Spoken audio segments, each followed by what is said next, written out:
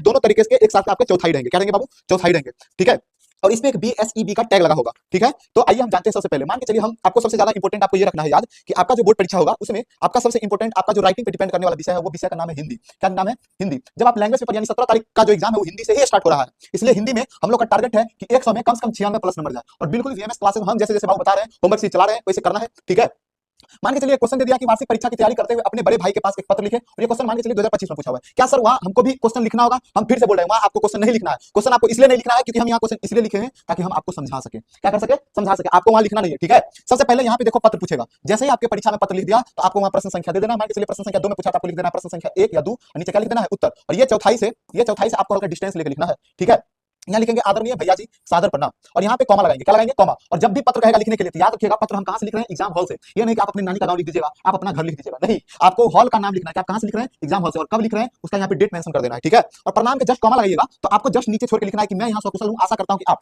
जब यहाँ मैं है लिखे तो आप यहाँ पे देखिए मैं टर्म देखिए पूरा सीधी लाइन गया। आपको याद रखना है कि इस साइड भी पूरा सीधा रहना चाहिए, है ना, और इस साइड भी हमको पूरा सीधा रखना है। याद रखिए आंसर राइटिंग में सबसे ज्यादा इंपॉर्टेंट कोई रोल निभाएगा तो इस साइड भी हमको सीधा रखना है सर, और इस साइड भी हमको सीधा रखना है सर। साथ ही साथ आप जहां से पता लिख रहे हैं वो आपका ये कौन साइड है? मेरा राइट साइड रहना चाहिए सर। और ये पता कहां भेज रहे हैं सर? ये आपका लेफ्ट साइड रहना चाहिए, है ना मेरे भाई। यहाँ पे राइट साइड आपको लिखना है और लेफ्ट साइड ऐसे लिखना है, और कोशिश करना है कि सीधा में लिखे। ठीक है, पत्र